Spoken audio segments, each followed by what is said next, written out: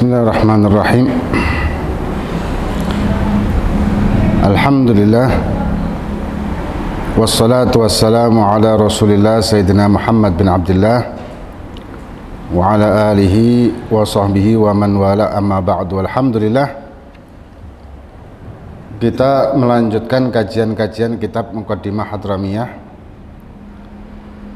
yang disusun oleh Syekh Abdullah bin Abdurrahman Bafadhal rahimahumullahu ta'ala, dan kita di pembahasan tentang masalah sodaqoh. Yang sebelumnya sudah kita bahas tentang masalah zakat ya. Intinya kalau zakat itu wajib, kalau sodaqoh itu sunnah, dan pahalanya besar, tapi sesuai dengan syarat, karena ibadah itu harus ada syaratnya untuk kesahan setiap ibadah, baik itu ibadah wajib maupun ibadah sunnah. Itu masing-masing mempunyai persyaratan ya, masing-masing mempunyai persyaratan. Nah, kemudian yang sudah kita bahas sebelumnya, bahwa sodako ini afdol dengan sembunyi, kecuali kalau misalkan untuk menarik orang ya, menarik orang atau apa gitu, itu boleh dengan terang-terangan, tapi asal jaga hati. Kemudian dikatakan sodako kepada keluarga dekat yang membutuhkan, dan kepada orang-orang tetangga misalkan yang membutuhkan, dan juga bisa dikhususkan kepada orang-orang saleh ya, kepada orang-orang soleh atau thalabul ilm, pelajar, itu boleh. Nah, di sodakoh ini ada waktu dan tempat dan juga momen yang utama untuk sodakoh. Jadi waktu, tempat, momen ya, waktu, tempat, dan momen. Dikatakan wafil azminatil fadilah. Nah, waktu yang utama untuk kita bersedekah adalah Jum'ah dan juga di setiap hari Jumat, pokoknya hari Jumat. Kemudian juga di bulan Ramadan. Ada orang-orang yang mereka mengeluarkan zakat mal di Ramadan padahal belum waktunya, atau mungkin sudah waktunya di sebelum Ramadan, kemudian dia karena ingin barakahnya Ramadan, dia dimundurkan zakatnya itu sampai setelah batas waktu mengeluarkan zakat karena nunggu Ramadan. Jadinya kan mentakhir zakat, mengakhirkan zakat, kan hukumnya haram. Nah, kenapa? Karena ingin mendapatkan fadilah keberkahan Ramadan. Nggak perlu zakat sebetulnya yang kalau belum jatuh tempo. Terus gimana? Sodako aja.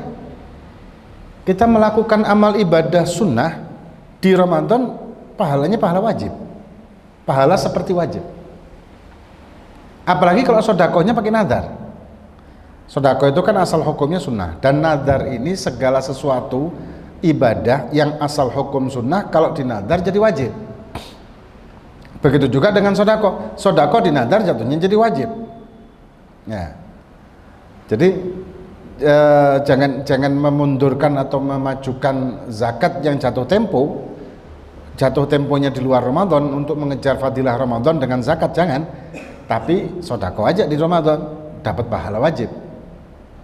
Atau nadar dengan sodakohnya dia dapat pahala nadar dan wajib ketika melakukan di Ramadan, pahalanya berlipat-lipat ya. Kemudian wal amakin ya, wal amakin fadilah, amakin tempat-tempat yang utama, tempat-tempat yang mulia seperti Mekah, seperti Madinah, tempat-tempat yang diutamakan oleh Allah Subhanahu wa taala, atau di Baitul Maqdis, Palestina. Nah, itu tempat-tempat yang dimuliakan. Tempat yang dimuliakan ketika kita bersedekah di sana, sama ketika kita melakukan amal ibadah apapun. Kalau di Mekah itu dilipat gandakan oleh Allah sampai ratusan ribu kali, bahkan ada ulama mengatakan 1 juta kali. Di Madinah pun dilipat gandakan sampai puluhan ribu. Di Baitul Maqdis di Palestina juga demikian. ya, dilipat gandakan. Kita sedekah begitu juga. Ya. Kemudian wa indal umuril muhimmah, dan di perkara-perkara yang penting, di momen. Ya, tadi kan pertama di waktu, kemudian di tempat, kemudian di momen, momen-momen tertentu. Ya, momen-momen tertentu. Seperti di peperangan, dalam keadaan paceklik, momen-momen kemarau, orang banyak membutuhkan, kemudian kita sedekah di waktu momen orang sangat membutuhkan. Dengan situasi kayak kemarin nih, waktu kita lagi kena apa namanya, COVID, kena COVID itu, banyak orang yang di PHK, yang tidak ada pemasukan apa segala macam. Ketika kita punya kelebihan, kita sedekah.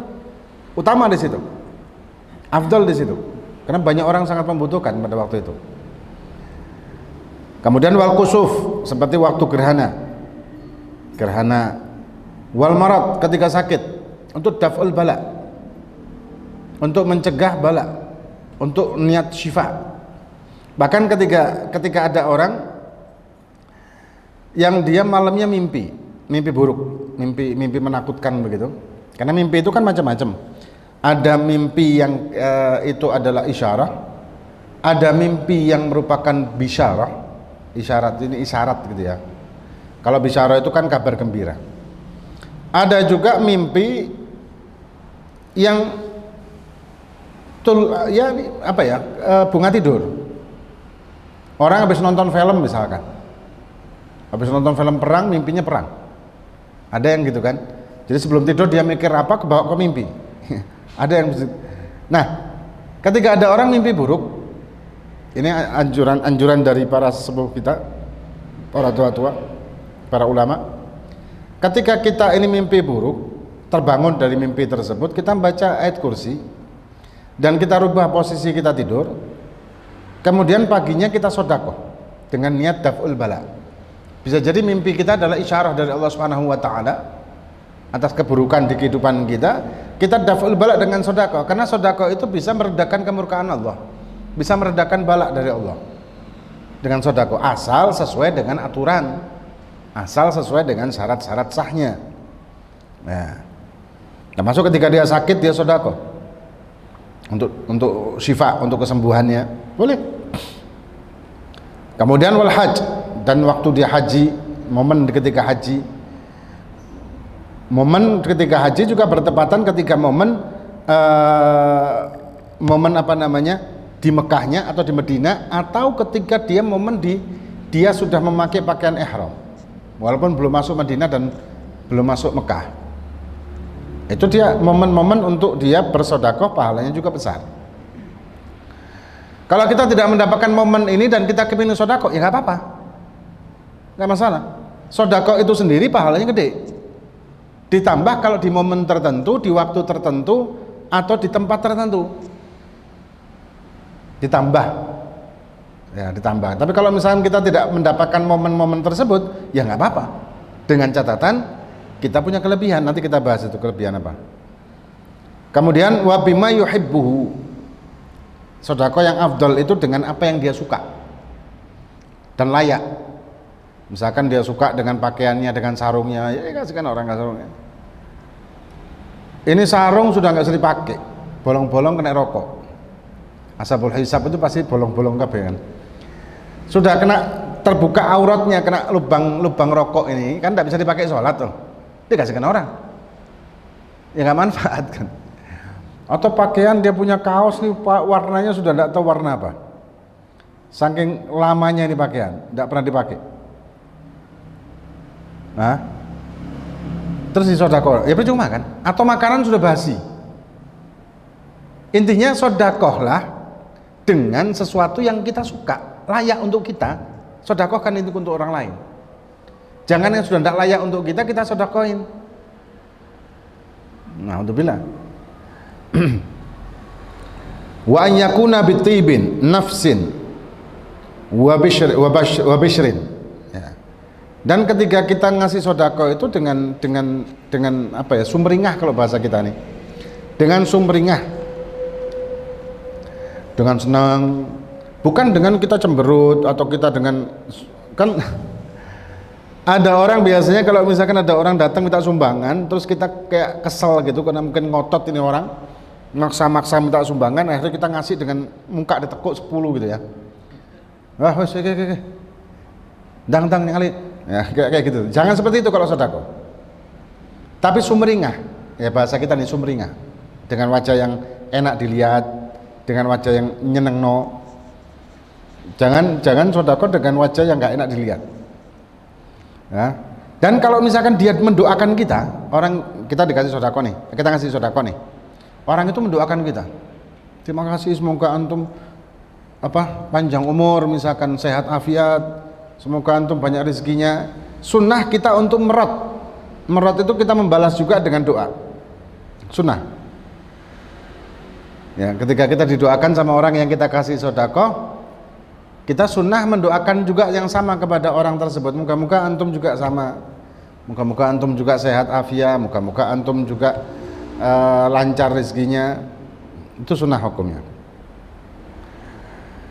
Kemudian, dan bagi yang menerima sedekah, makruh menerima dari orang yang dia itu tidak jelas hartanya antara halal dan haram.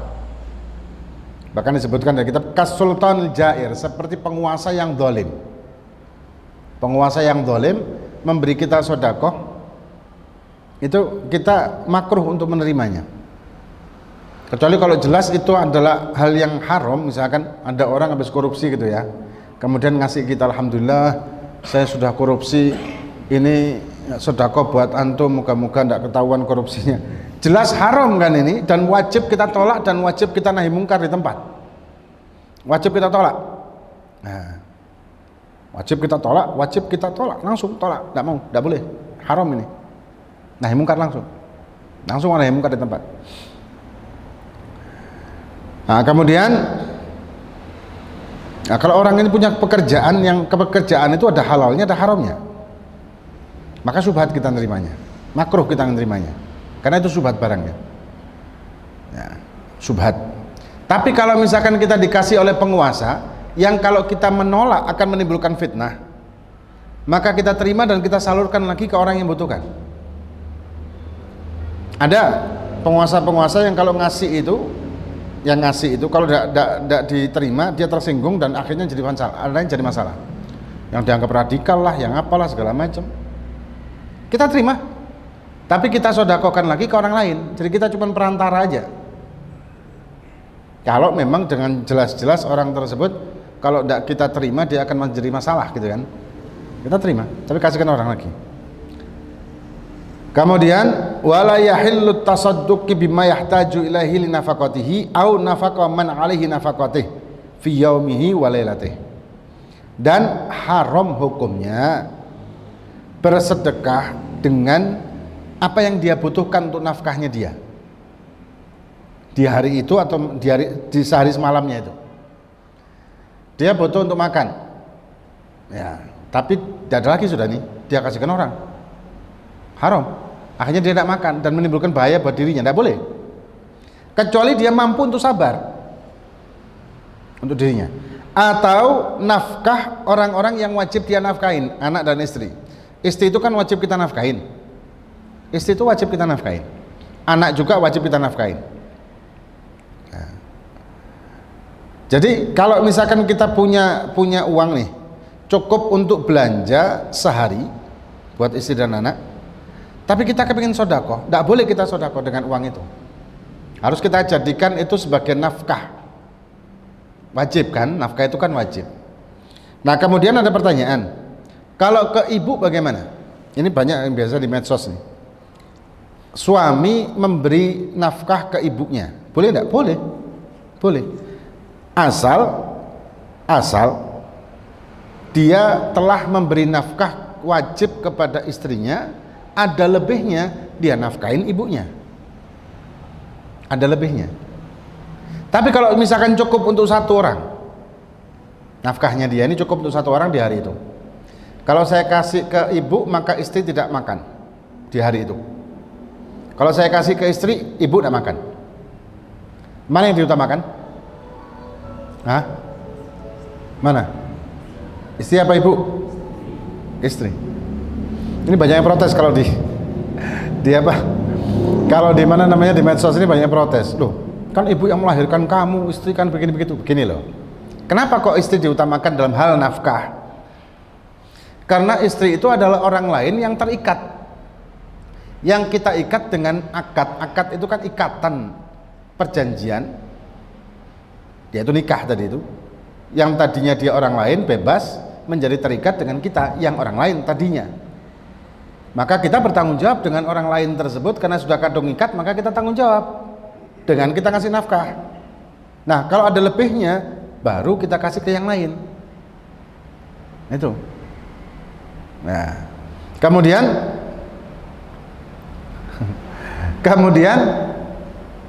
kalau misalkan yang istrinya tadi meridhoi, ya ada masalah.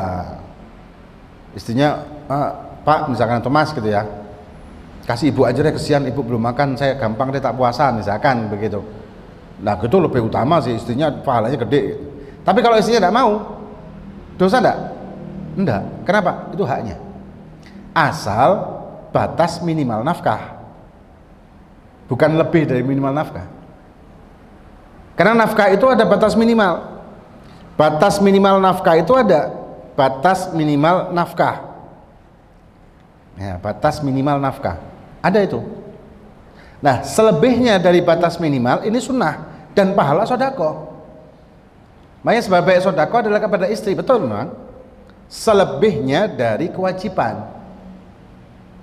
Jadi ke istri itu nafkah itu ada batas minimal nafkah.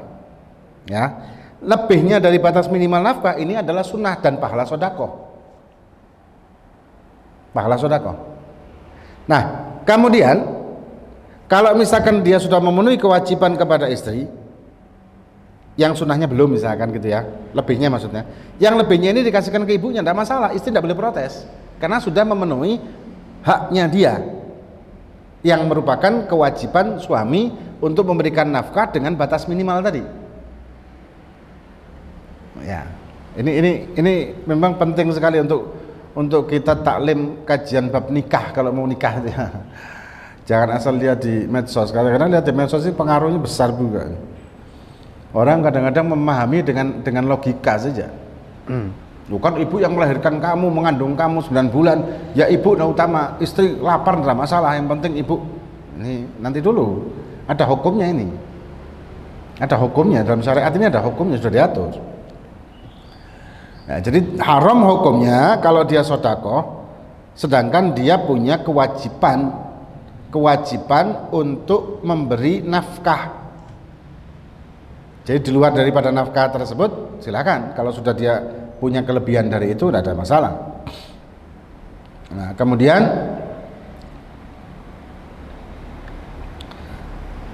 dikatakan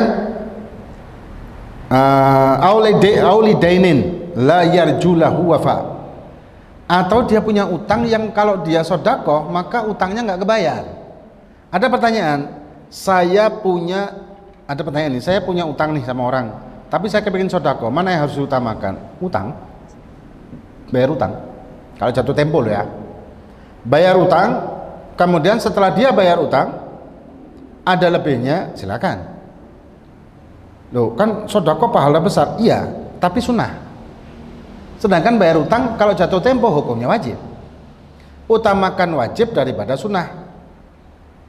Ya, utamakan wajib daripada sunnah. Karena wajib ini pahalanya lebih besar dan kewajibannya tanggung jawabnya juga lebih gede.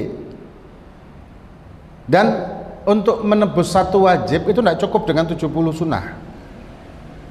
Kadang ada orang mengejar sunnah cuma lupa wajib. Bahkan dikatakan oleh ulama, siapa yang mengejar sunnah dan lupa wajib maka dia maghrur. Jadi mengejar sunnah terus tapi wajibnya lupa, wajibnya ketinggalan. Ini dia maghrur itu ketipu. Tapi kalau misalkan sebaliknya, dia mengejar wajib lupa sunnah, bagaimana?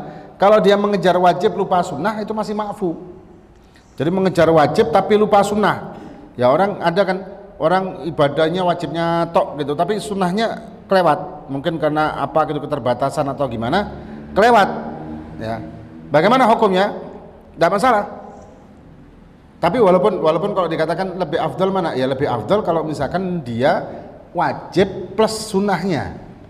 Ya wajibnya plus sunnahnya itu lebih afdal lagi. Nah, kemudian yustahab bima faddala an hajatihi idza lam yashqa alaihi sabr ala dik. Dan disunahkan juga dengan kelebihan dari kepentingannya dia, hajatnya dia, kalau dia tidak kesulitan, bisa sabar. Nah, bisa sabar, dia sodakoh nih, tapi dia bisa sabar, kadang dia butuh nih, butuh bukan nafkah, butuh yang di luar nafkah. Misalnya kita mau beli HP nih, mau beli HP sudah waktunya ganti, tidak ada duit. Begitu dapat duit, kita mau beli HP, ada orang butuh.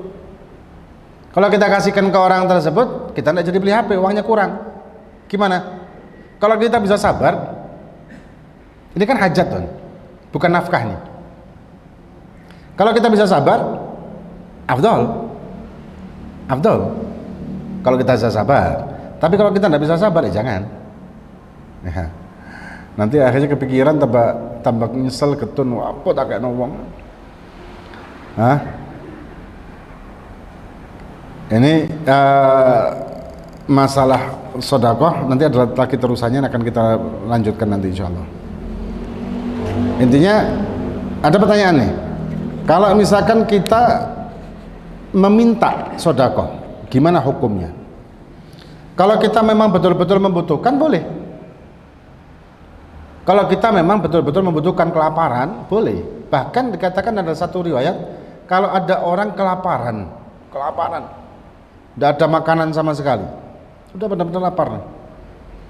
Akhirnya dia tidak mau minta sama orang karena dia merasa bahwa saya tidak mau minta sama makhluk. Kalau mungkin secara logika, hebat nih orang nih, ya kan? Secara logika kita nih. Ternyata apa kata Nabi? Fahuwa finnar, kalau dia meninggal. Kenapa demikian?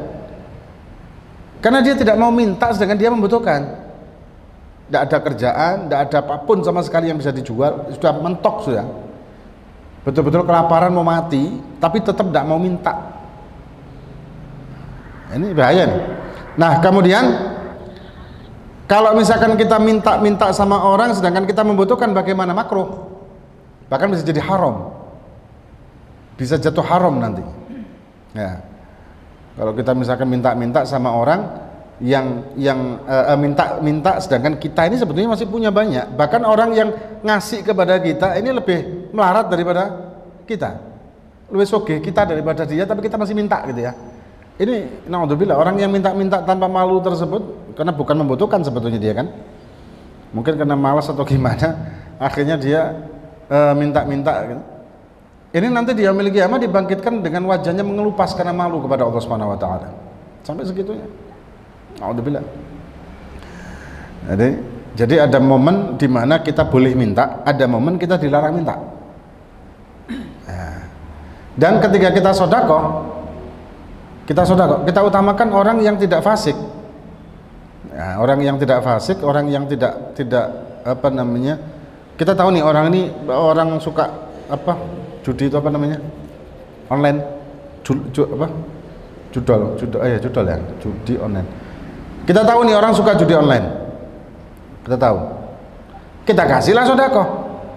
Dipakailah beli judinya itu. Apa namanya belinya itu?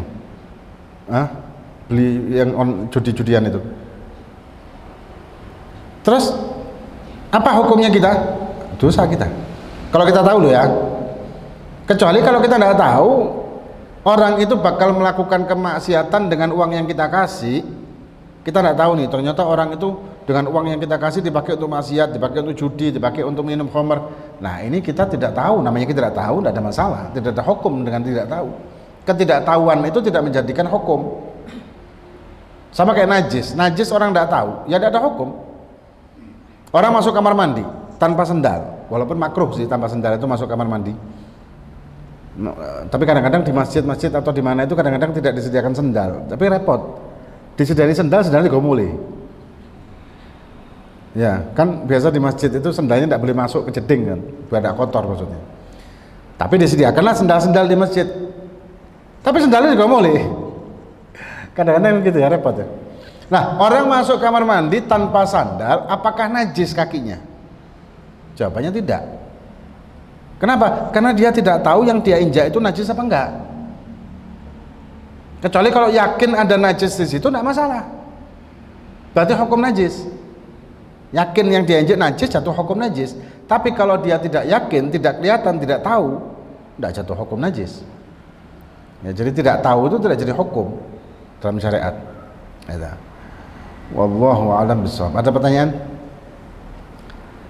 Ya, bentar. Batas minimal nafkah yang wajib ke istri itu bayangannya berapa? Kalau diuangkan atau diberaskan? Dia apa? Kalau dijadikan bahan pokok berapa kilo, atau kalau diuangkan berapa batas minimal kewajiban nafkah ke istri? Oh, itu panjang sih sebetulnya. Begini, intinya begini. Batas minimal nafkah kepada istri itu ada rinciannya, tergantung dengan kriteria suami dalam hal penghasilan. Ada suami yang mu'tadil, tengah-tengah, kalau bahasa kita mungkin menengah. Ada yang menengah ke atas, kaya. Ada yang menengah ke bawah, miskin. Ya. Nah, masing-masing ini punya batas minimal nafkah. Sandang, pangan, papan. Sandang itu kan busana. Dan busana ini ada setiap musim satu. Ada rinciannya situ ya. Setiap musim ada busana setiap musim. Kemudian apa tadi, sandang, pangan makanan pokoknya dia sehari, dengan lauknya juga ada hitungannya. Lauk kalau dia menengah itu sekian, kalau dia kaya sekian minimalnya, kalau dia ke bawah sekian minimalnya, makan sehari 3 kali. Kemudian papan tempat tinggal, ya baik ngontrak atau beli, itu termasuk itu masuk ke nafkah wajib. Nah, ini ada minimal nafkah tadi, karena tidak begitu hafal ya, kalau di ini rinciannya banyak, soalnya rinciannya banyak. Kalau kita lebihkan, maka menjadi pahala besar bagi kita. Kalau kita press, ngepas, sedangkan kita mampu untuk melebihkan, ya kebangetan. Walaupun kita berarti sudah memenuhi haknya, ya sudah memenuhi kewajiban kita dan haknya dia, kan memang betul kan. Tapi ya kebangetan kalau kita mampu. Kalau kita mampu loh ya, ini ceritanya kebangetan. Kayak misal, dan ada beberapa nafkah juga yang kalau kita menginginkan istri memakai itu, maka kita wajib untuk membayarinya. Seperti misalkan make up yang apa begitu kan. Kalau zaman sekarang kan sama macam make up itu. Apa namanya, skincare ya, skincare lah, apalah itulah segala macam. Nah, kalau kita menginginkan istri tampil lebih masya Allah begini, ya bondo, ya kita badani, kita bayari, atau pulsa. Kalau kita ingin supaya ada komunikasi dengan istri ketika kita keluar, ya bandani, HP-nya kita bandani, pulsanya kita bandani. Ada seperti itu ya, ada kelebihan seperti itu. Itu masuknya jadi jatuhnya ke, kalau kita menginginkan istri melakukan itu, maka kita yang wajib untuk memberikan dia hal tersebut. Ya. Kemudian pembantu juga termasuk. Jadi kalau misalkan kita istri itu terbiasa ada pembantu di rumahnya sebelum nikah, maka kita wajib ngasih pembantu sama dia. Tapi kalau tidak terbiasa sebetulnya enggak wajib. Tapi kalau kita kasih pembantu itu lebih utama. Jadi kalau hitungan persisnya, kita jangan berpedoman dengan hitungan persis ya. Dengan minimal itu jangan. Sebabnya kalau perhitungan begitu kan, kalau main perhitungan di rumah tangga itu kan akhirnya tidak berkah. Nah, yang penting kita tahu, istri tahu, suami tahu hak dan kewajiban masing-masing. Yang wajib seperti apa, yang haknya seperti apa. Dah. Tapi jangan dijadikan patokan itu sebagai hidup, sebagai perjalanan hidup. Tapi lebihkan supaya berkah rumah tangganya, ada sedekah di situ.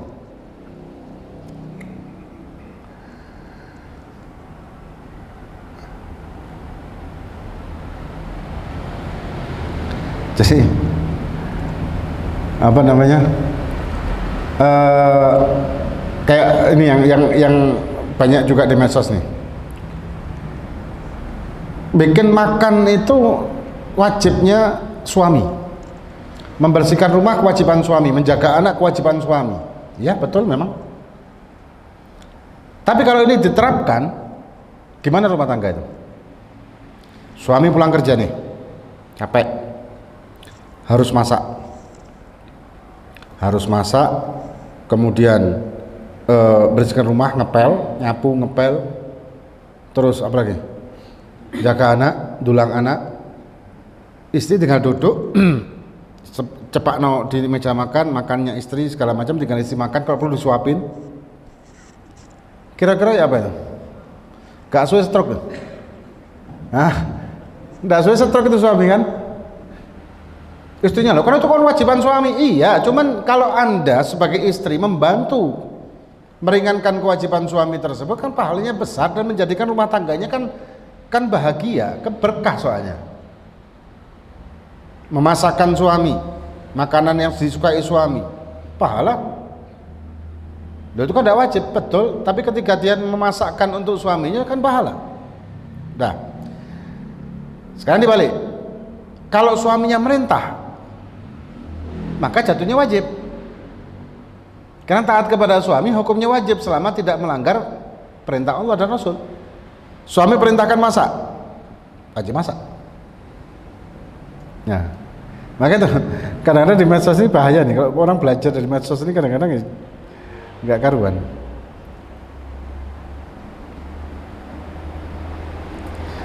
Ini yang di medsos buzzer. Ada lagi mau nanya? Tadi siapa yang mau nanya? Udah dijawab. Udah dijawab. Ada yang mau nanya? Pertanyaan yang menyangkut apa yang kita bahas atau kalau di online ini Masya Allah, kalau di TikTok ini setiap kita online yang keluar masih ada aja. Ya. Mengenai kaji kewajiban, misalnya orang masih punya kodok sholat, tidak boleh sholat sunnah. Orang punya kodok sholat, apakah tidak boleh melakukan sholat sunnah? Bukan tidak boleh, tapi yang utama adalah menggodok. Bukan tidak boleh, boleh. Atau dia gabung saja. Ada 14 macam sholat sunnah yang bisa digabung. Yang 14 macam sholat sunnah yang bisa digabung. Misalkan ya, kita datang ke masjid nih tadi sebelum maghrib. Kita kan sunnah untuk tahiyat masjid. Sedangkan kita punya qadha asar. Tadi sudah sholat asar. Qadha aja asar. Usolli fardul asri wa tahiyatul masjid. Dapat 2. Atau qadha sholat misalkan karena qadha itu kan 24 jam bisa kita qadhain, enggak harus di waktunya. Intinya sunnah bisa tetap kita lakukan, tapi qadha kita utamakan. Tapi ada beberapa sunnah yang kalau kita ingin melakukan sunnah tersebut dan ternyata sunnah itu bisa digabung, maka gabung aja dengan qadha. Ya. Ada lagi? Ya. Meninggalkan kesunahan apa termasuk dosa? Apa? Meninggalkan kesunahan termasuk dosa? Enggak. Seperti kita sholat tahiyatul masjid, biasaan tahiyatul masjid, terus kita meninggalkan tahiyatul masjid itu apa? Enggak. Orang yang terbiasa melakukan sunnah, ketika suatu saat dia tidak melakukan sunnah, apakah termasuk dosa? Jawabannya enggak. Karena sunnah itu adalah kalau kita melakukan imtithalanil amr dapat pahala, meninggalkan tidak mendapatkan dosa. Itu arti sunnah. Nah, beda dengan wajib kan. Wajib kalau kita tinggalkan maka kita mendapatkan dosa, kita lakukan kita dapat pahala. Kalau sunnah kita melakukan, asal melakukan sunnah itu imtithalanil amr. Karena niatnya ini adalah sunnah. Ya, karena itu adalah sunnah maka dia melakukannya. Maka dia dapat pahala. Kalau dia tinggalkan, walaupun itu sudah kebiasaan bagi dia, maka dia tidak mendapatkan dosa. Cuman seperti orang yang kayak rugi gitu. Kayak eman. Orang mestinya dapat keuntungan sekian, tapi dia malah ngambilnya yang sedikit, kan rugi toh. Kan termasuk yang rugi. Ada lagi? Hah? Di situ tidak melaksanakan kunut. Lalu kita kunut sendiri ya tidak sempurna gimana Ustaz? Kalau kita sholat di belakang orang yang orang ini tidak berkunut, kalau waktu i'tidalnya orang ini agak panjang, kita boleh kunut sendiri, sedangkan imam tidak kunut, boleh, asal imam belum sujud. Nah, kalau imamnya ini adalah orang yang mazhabnya tidak ada kunut di subuh dan dia tahu makmumnya ada yang berkunut, maka dia, kalau dia bijak dan dia paham ilmu ya, maka dia akan memanjangkan i'tidal di rakaat kedua subuh tersebut untuk memberi kesempatan makmum yang kunut berkunut. Nah masalah, kita kunut sendiri. Kayak kita di Mekah. Kita di Mekah sholat di belakang imam. Yang imamnya di Mekah itu memakai mazhab Hambali kebanyakan. Setawana Hambali mereka. Kemudian mereka waktu subuh tidak kunut, ya kita kunut sendiri. Karena kebetulan i'tidalnya pasti panjang kan kalau di sana itu. Dan memang sunnah memanjangkan i'tidal setiap rakaat terakhir semua sholat. Bukan cuma subuh. Gitu. Tapi kalau tidak mendapatkan, tidak bisa apa namanya, kalau misalkan tidak mendapatkan kesempatan untuk kunut karena cepat i'tidalnya, ya tidak apa-apa, kita tinggalkan kunut tersebut, karena kunut subuh ini termasuk sunnah ab'ad namanya. Nah, sunnah ab'ad ini kalau kita tinggalkan maka kita tidak mendapatkan dosa dan tidak membatalkan sholat, cuman ada semacam kekurangan di situ yang apa, tidak berpengaruh sih sebetulnya dengan subuh yang kita lakukan. Gitu. Ada lagi? Tadi siapa? Ya. Hah? Oh iya, masbuk. Iya. Iya. Ada orang yang dia kunut dalam sekali sholat, dalam satu sholat itu dia kunutnya 2 kali. Boleh. Kunut yang pertama dia ngikut imam. Ya kalau dia masbuk di rakaat terakhir, imam kunut, dia di rakaat pertama berarti kan dia kunut, ikut amin. Setelah selesai dia berdiri untuk lanjutkan rakaat kedua, masih disunahkan dia untuk kunut, karena tadi dia kunut ittiba lil imam, yang keduanya dia karena kunut di rakaatnya dia sendiri, masih disunahkan. Ya.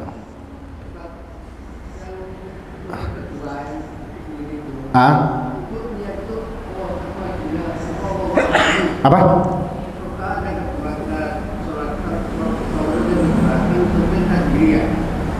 Udah dengar? Ya. Ya. Kalau kita sendirian ngomong Mahdini, sirahnya sirah tunggal. Pahala jamaah, ya, cuman separuh berarti. Orang kalau jamaah dapatnya 1 rakaat, ya dapat pahala 1 rakaat itu kan.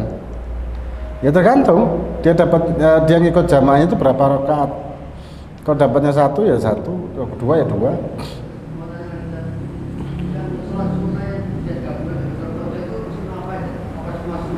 Nah, sholat sunnah yang bisa digabung dengan apapun, sebetulnya dengan apapun selain sholat jenazah pastinya. Itu ada 14 sholat sunnah. Kayak tahiyat masjid, sunnah wudhu, kemudian hajat, istikharah, kemudian safar, sunnah kudum minas safar, kemudian banyak lah, ada 14. Witir, enggak, witir bukan termasuk yang bisa digabung. Tarawih enggak bisa juga. Tarawih enggak bisa.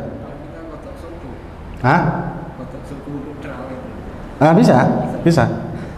Ada orang ngikut tarawih, tapi niatnya si imam usolli sunat tarawih imaman, dia usolli fardhus subhi makmuman. Boleh.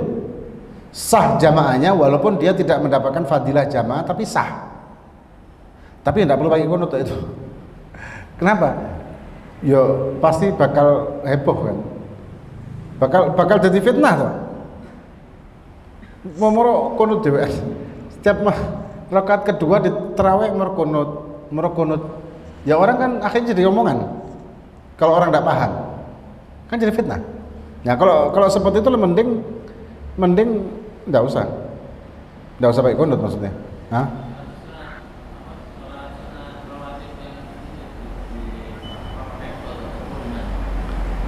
Rawatib pakai godok subuh. Rawatib tidak bisa digabung. Enggak, rawatib tidak bisa digabung. 14 itu antara lain tadi ya, terus kemudian sholat safar, kudu minas safar, sholat zafaf. Zafaf itu habis akad nikah, tapi jarang saya ngelakoni sih ya. Walaupun santri lali kabeh, lali sunnah. Kemudian sholat qital, mau peperangan, jihad fisabilillah, sunnah sholat dulu 2 rakaat. Kemudian sholat taubat termasuk, kemudian sholat sunat taubat. Sholat di tempat yang tidak pernah dipakai untuk ibadah. Misalkan dia baru beli rumah punya orang yang bukan muslim, otomatis gak ada yang ibadah di situ kepada Allah kan. Dia sunnah di setiap ruangan dia sholat.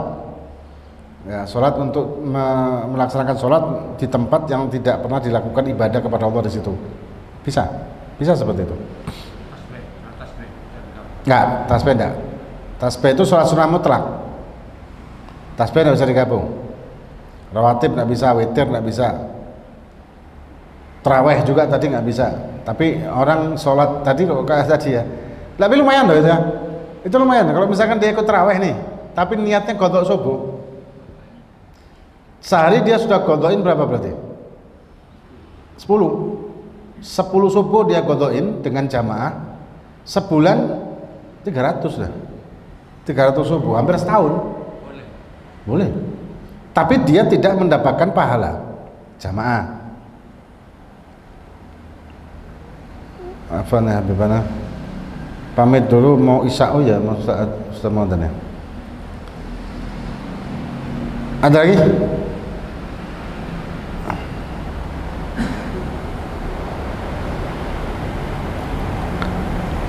Ada?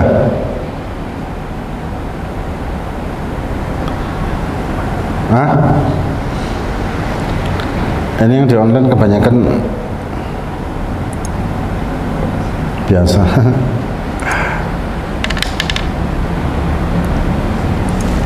Wallahu a'lam bishawab.